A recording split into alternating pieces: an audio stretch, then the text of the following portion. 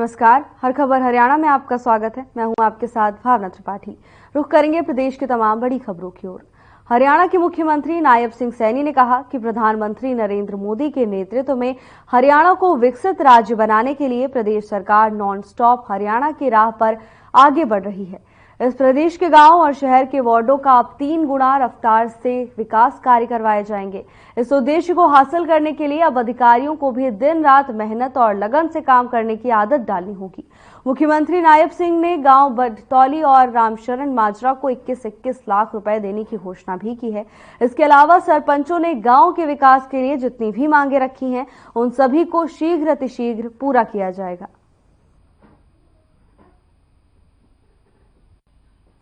करके परिणाम मैंने अधिकारियों को भी कहा, अधिकारी भी राजी हो रहे थे, पूरे राज्य थे अधिकारी भी। मैंने अधिकारियों को कहा है, ये सरकार किसी की कृपा से नहीं आई है, ये सरकार हरियाणा के लोगों की कृपा से बनी है और हमारी जिम्मेवारी है, हमारा जवाबदेह है लोगों के प्रति। हमने उनकी अपेक्षाओं के ऊपर खरा उतरना है।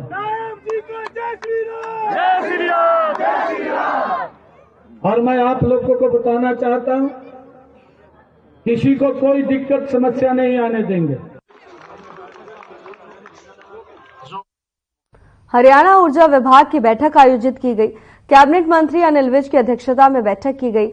बैठक के बाद अनिल विज का बयान भी सामने आया कि अक्सर ग्रामीण और शहरी क्षेत्र में बिजली के ट्रांसफर खराब होने की सूचना मिलती है।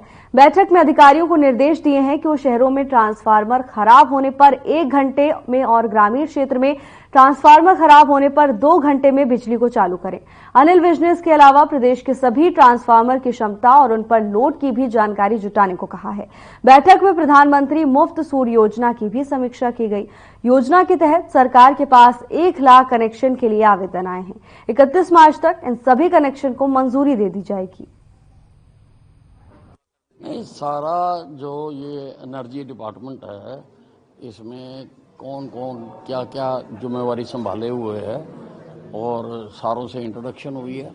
कई चीज़ों का हमने निर्णय लिया है, जैसे ट्रांसफार्मर खराब हो जाते हैं लोगों के, तो एक तो मैंने कहा है कि सारी स्टेट के जितने ट्रांसफार्मर्स हैं वो कितनी कैपेसिटी के लगे हुए हैं और लोड उसके ऊपर कितना है। अगर लोड ज़्यादा है तो उनको अब रणदीप सिंह सुरजेवाला ने एक्स अकाउंट पर पोस्ट करके बीजेपी पर जमकर निशाना साधा। उन्होंने लिखा कि डीएपी की कतारों ने किसान को काली दिवाली मनवाई और ला खड़ा किया बेजारी के दरवाजे पर। लाठियां, लाइनें, लाचारी, ये अब है मजबूरी। कौन है देश भर में इसका जिम्मेदार?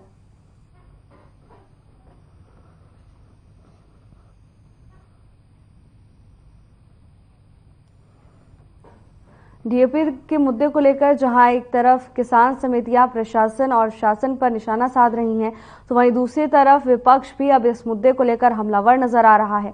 रणदीप सिंह सुरजेवाला ने अपने ऑफिशियल अकाउंट एक्स पर पोस्ट कर बीजेपी सरकार पर जमकर निशाना साधा। उन्होंने डीएपी के मुद्दे को लेकर बीजेपी सरकार को घेरा है। आपको बता दें कि किसानों की ओर से लगातार प्रशासन पर डीएपी की आपूर्ति न होने की बात कही जा रही है, तो वहीं दूसरी तरफ अब रणदीप सिंह सुरजेवाला ने भी डीएपी के मुद्दे को लेकर बीजेपी सरकार को घेरने का काम किया है। उन्होंने अपने ऑफिशियल अकाउंट एक्स पर पोस्ट कर बीजेपी सरकार पर जमकर निशाना साधा।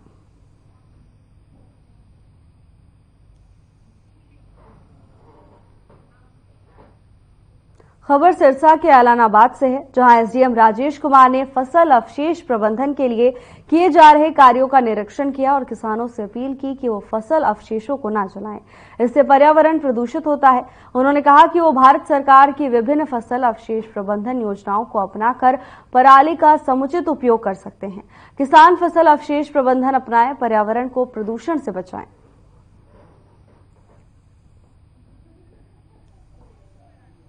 खबर सिरसा से है, जहां एसडीएम राजेश कुमार ने फसल अवशेष प्रबंधन के कार्यों का निरीक्षण किया। इस दौरान उन्होंने किसानों से अपील की है कि वो पराली को जलाने के बजाय सरकार की ओर से चलाई जा रही प्रबंधन कार्यों से पराली को खेत में ही जोत दें, जिससे खेतों की उपजाऊ शक्ति बढ़ सके और प्रदूषण भी ना बढ़े।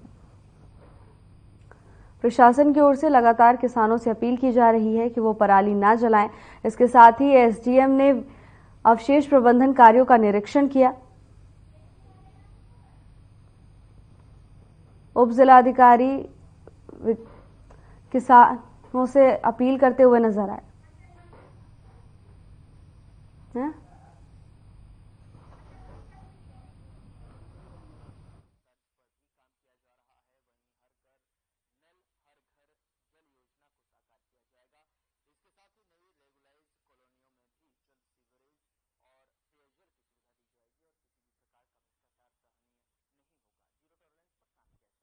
भोडेदार मुखरीदार को जमीनों का मालिकाना हक मिलेगा। 20 साल से जमीन पर काबिज लोगों को मालिकाना हक लेने के लिए आवेदन करना होगा। जिन लोगों के 20 साल पूरे नहीं हुए हैं उन्हें मालिकाना हक लेने के लिए इंतजार करना होगा। तो वहीं राज्य सरकार ने 2011 के मालिकाना हक कानून में संशोधन को मंजूरी दे दी है। खबर चंडीगढ़ से है, जहां राज्य सरकार की ओर से 2011 के मालिकाना हक कानून में संशोधन कर दिया गया है। इसके साथ ही उन्होंने सरकार की ओर से अधिसूचना भी जारी कर दी गई है। मालिकाना हक कानून में संशोधन के लिए राज्य सरकार ने मंजूरी दे दी है और नोटिफिकेशन भी जारी कर दिया गया है। अब 20 साल से ज्यादा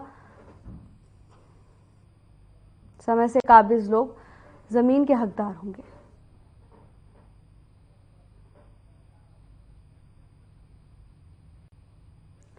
राज्य सरकार की ओर से संशोधन को मंजूरी दे दी गई है, जिसके बाद से अब नोटिफिकेशन भी जारी कर दिया गया है। खबर सिरसा के ऐलानाबाद से है, जहां गांव उम्मेदपुरा में एक युवक नाबालिग को बहलाकर अपने साथ भगा ले गया। आपको बता दें कि 16 वर्षीय नाबालिग कक्षा 11वीं की छात्रा है। ऐलानाबाद पुलिस ने नाबालिग के पिता की शिकायत पर आरोपी के खिलाफ एफआईआर दर्ज की है। पुलिस को दी गई शिकायत में पिता ने बताया कि उसकी 16 वर्षीय बेटी 11वीं कक्षा में पढ़ती है। जब वो स्कूल जाती थी तो एक युवक उसका पीछा करता और बहकाता था। 1 नवंबर को पूरा परिवार घर पर सोया हुआ था, तभी उसकी बेटी लापता हो गई, जिसके बाद पिता ने पुलिस को शिकायत दर्ज करवाई।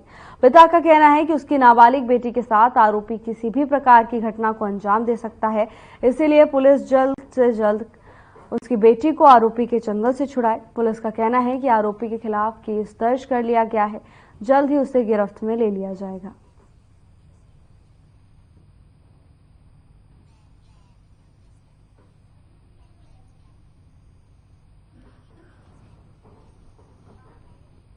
सीएम नायब सिंह सैनी ने लाडवा बस स्टैंड से नई बसों को हरी झंडी दिखाकर रवाना किया।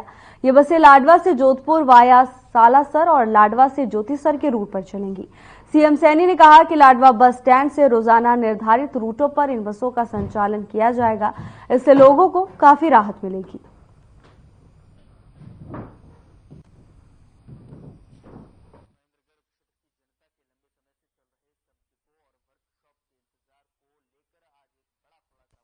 हरियाणा विधानसभा अध्यक्ष हरविंद्र कल्याण ने बुधवार को नई दिल्ली पहुंचकर लोकसभा अध्यक्ष ओम बिरला से शिष्टाचार भेंट की। कल्याण दोपहर को संसद भवन पहुंचे, जहां लोकसभा अध्यक्ष ओम बिरला ने उन्हें नए दायित्व के लिए बधाई दी। इस दौरान दोनों पीठासीन अधिकारियों के बीच विधायी कामकाज को लेकर चर्चा हुई।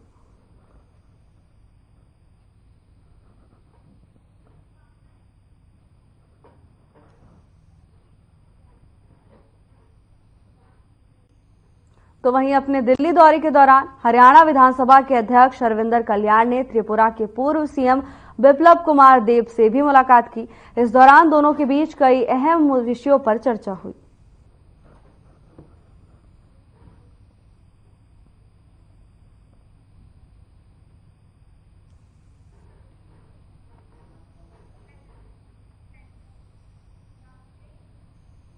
जन स्वास्थ्य मंत्री रणबीर गंगवा ने अधिकारियों की बैठक ली, जिसमें उन्होंने हरियाणा के लोगों तक स्वच्छ जल मुहैया कराए जाने के निर्देश दिए। बता दें कि अब तक 10,000 से ज्यादा आबादी के गांवों में शहरी तर्ज पर सीवरेज और पेयजल की सुविधा दी जाएगी और लगभग 150 गांव में ये काम चल रहा है। भविष्य में आबादी बढ़ने पर भी दिक्कत ना हो, इस तर्ज पर भी काम किया जा रहा है। तो वहीं हर घर नल हर नल जल योजना को साकार किया जाएगा।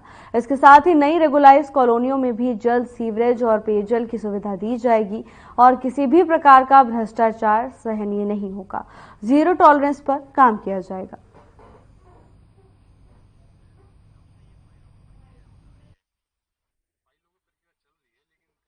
विस्तार से मीटिंग की गई है,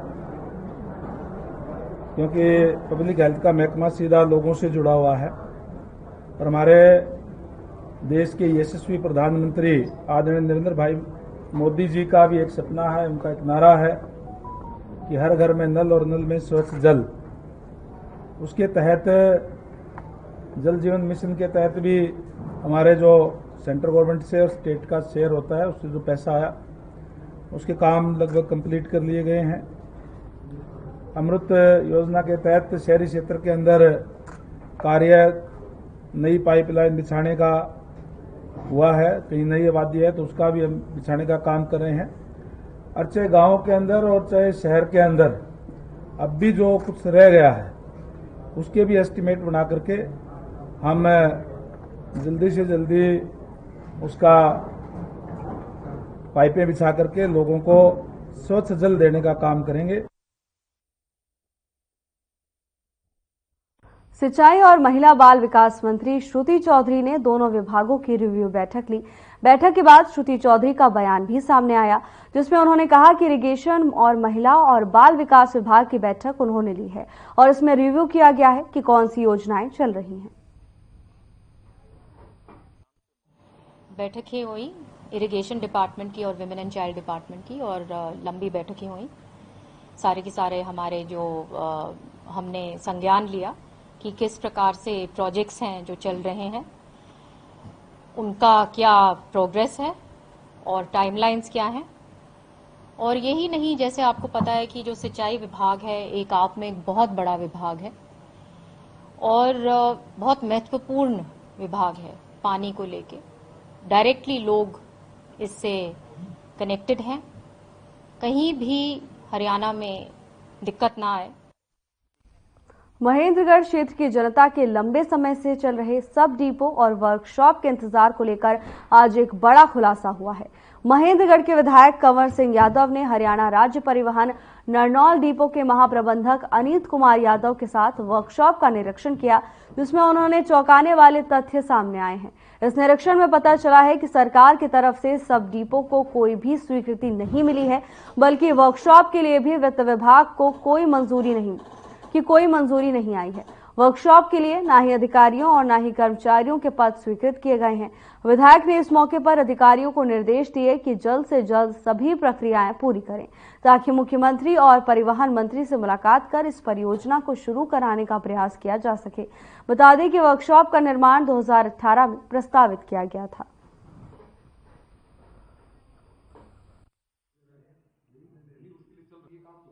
देखिए, खामियां तो क्या है कि जो सब डिपो के लिए एक दिमाग में बात थी कि भाई इसको चालू करवाएंगे जी, परंतु इसकी अभी जो फोर्स सेंसिंग है वो नहीं है, बजट अलॉट नहीं हुआ है, एफडी के अंदर फाइल है।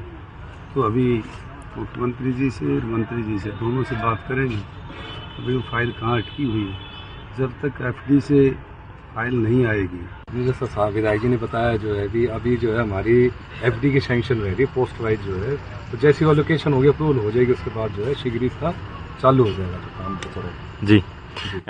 कब से ये फाइलों की प्रक्रिया है वो जारी है?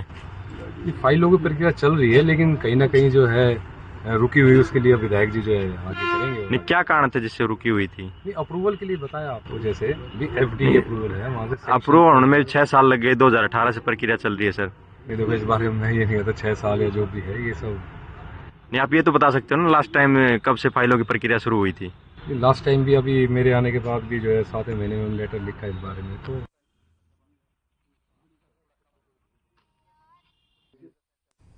खबर रेवाड़ी से है, जहां प्रदेश भर में डेंगू का प्रकोप लगातार बढ़ रहा है। अस्पतालों में आए दिन डेंगू के मरीजों की संख्या भी बढ़ रही है। इसी कड़ी में डेंगू के मरीजों की संख्या 263 हो गई है। लेकिन गनीमत यह है कि स्वास्थ्य विभाग की सक्रियता के कारण अधिकांश मरीजों का उपचार उनके घरों में ही चल रहा है। साथ ही जिले भर में डेंगू के कारण कोई कैजुअलिटी नहीं हुई है। तो वहीं नागरिक अस्पताल के हेल्थ ऑफिसर बीरेंद्र सिंह ने बताया कि वर्ष 2023 की अपेक्षा इस साल जिले में डेंगू के मरीजों की संख्या में कमी आई है। बावजूद इसके जिले में अब तक मरीजों की संख्या 263 पहुंच गई है। अधिकांश मरीजों का इलाज घर पर ही चल रहा है। नगर परिषद की तरफ से शहर में और ग्रामीण क्षेत्रों में सरपंचों को फॉगिंग की जिम्मेदारी दी गई है।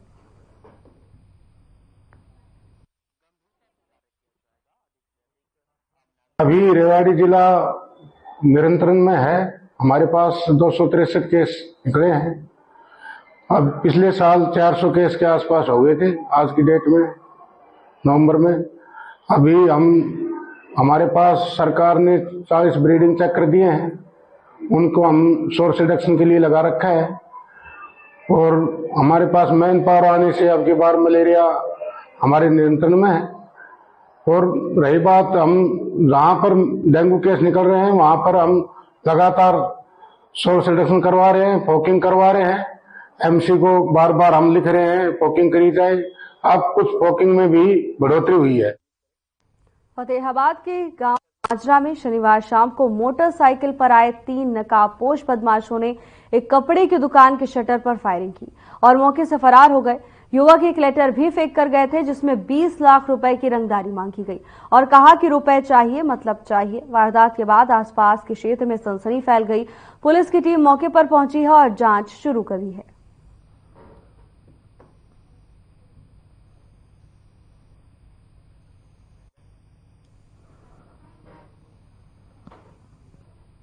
नेशनल हाईवे पर ट्रैफिक का दबाव कम करने और लोगों को जाम से मुक्ति दिलाने के लिए डीसी विक्रम सिंह यादव ने नवनिर्मित Delhi Mumbai link expressway road को जल्द ट्रायल के तौर पर शुरू करने की बात कही है। डीसी विक्रम सिंह यादव ने कहा कि दिल्ली बॉर्डर से कैली बाईपास तक दिल्ली मुंबई वडोदरा लिंक एक्सप्रेसवे का काम लगभग पूरा हो चुका है और एनएचएआई के प्रोजेक्ट डायरेक्टर को भी कहा गया है कि ट्रायल बेसिस पर इसको जल्द ही आमजन के लिए खोला जाए ताकि पता चल सके कि कहीं कोई कमी तो नहीं रह गई। उन्होंने कहा कि अभी मथुरा रोड नेशनल हाईवे पर ट्रैफिक का काफी लोड है, इसीलिए इस काम को जल्द किया जाए। इसके साथ ही उन्होंने लोगों से अपील की है कि वो गलत दिशा में ड्राइविंग ना करें, दिशा निर्देश का पालन करें। अगर कोई गलत दिशा में वाहन चलाता है तो उसका चालान भी किया जाएगा।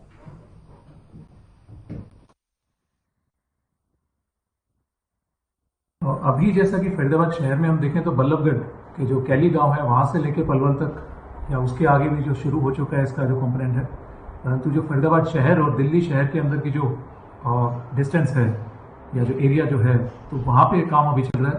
फरीदाबाद के अंदर का जो एरिया है दिल्ली बॉर्डर से लेके कैली बाईपास तक वो लगभग हमारा पूरा हो गया है। इसको ट्रायल बेसिस पे मैंने पीडी एनएचएआई से आग्रह करा है कि ट्रायल बेसिस पे हम इसको शुरू करें ताकि हमें पता भी चले वहाँ पे कोई अगर कमी है तो या फिर लोगों को भी वहाँ पे फायदा मिल पाए।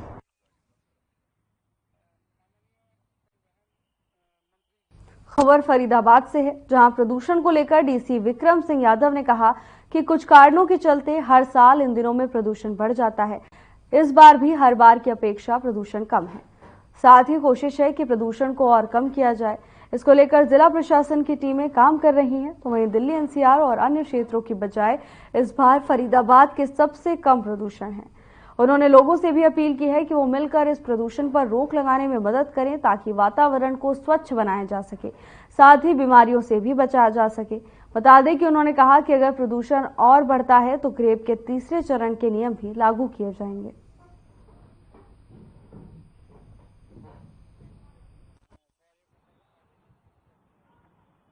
तो जैसा कि अगर हम देखें कि पिछले साल के मुकाबले फरीदाबाद में थोड़ा प्रदूषण का स्तर है वो कम है और साथ ही जो आसपास के जो हमारे बड़े शहर हैं तो उनके कंपैरिजन में फरीदाबाद में स्तर थोड़ा कम है। तो इसमें हमारी टीम्स पूरी कार्यरत हैं, चाहे शहर का एरिया हो गया, चाहे गांव का एरिया हो गया, चाहे इंडस्ट्रियल एरिया हो गया, सभी जगह लोग काम कर रहे हैं। साथ ही जो कार्रवाई की अगर मैं बात करूं तो चाहे 10 साल या 15 साल पुराने व्हीकल हो गए तो उनको चाहे पकड़ने की बात हो या फिर जो पटाखे हैं तो उनको पकड़ने की बात हो तो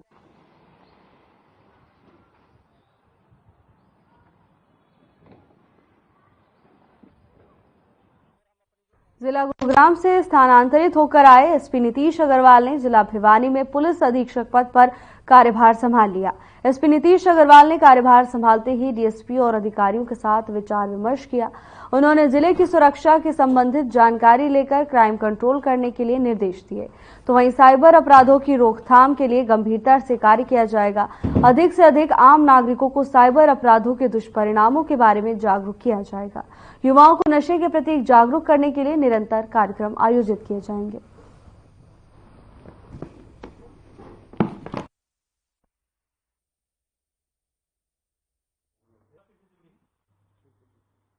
भिवानी का कार्यभार संभाला है और मेरा सबसे ज़्यादा जो जोर रहेगा भिवानी जिले के लिए वही रहेगा कि एक तो महिला विरुद्ध अपराध में हम तुरंत से तुरंत कार्रवाई करें और उसमें हमारे जो केसेस हैं, जो पेंडेंसी है, उसको भी हम कम से कम हमको ज़्यादा से ज़्यादा रिड्यूस करें। दूसरा, जैसा कि आप सभी को पता है कि साइबर क्राइम जो है वो काफ़ी ज़्यादा क्योंकि साइबर क्राइम में कोई बाउंड्री नहीं होती, कोई बॉर्डर नहीं होती, तो सभी जगहों पे वो।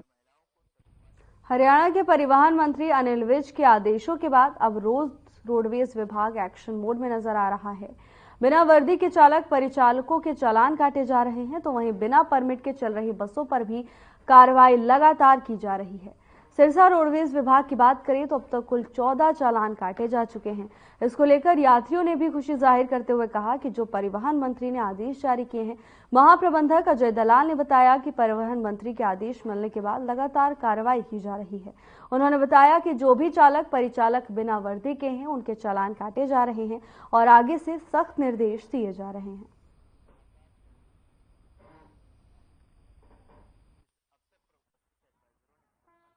माननीय परिवहन मंत्री जी ने कल मीटिंग ली है और उसकी अनुपालना में हमने आदेश जारी कर दिए कि कोई भी अपनी गाड़ी सरकारी प्राइवेट ढाबों पर रुकेगी नहीं।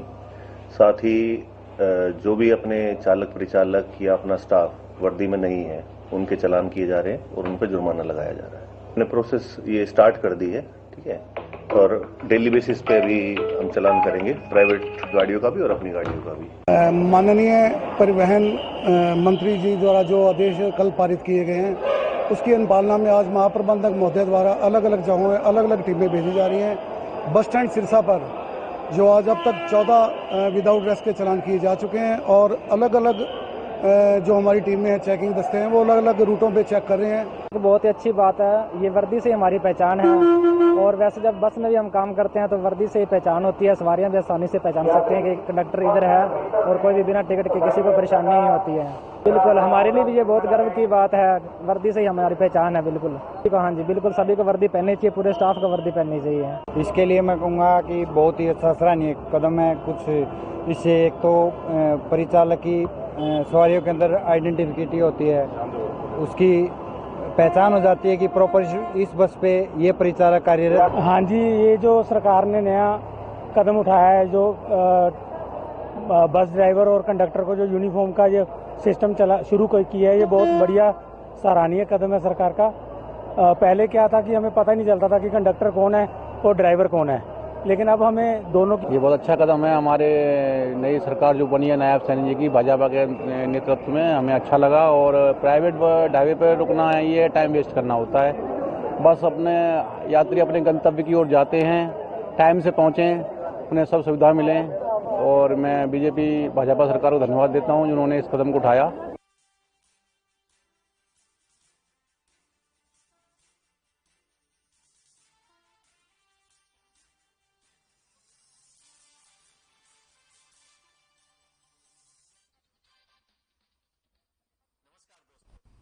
फिलहाल के बुलेटिन में बस इतना ही। अब वक्त हो चला है डॉक्टर राकेश गुप्ता के साथ हमारे खास कार्यक्रम प्लस माइनस का।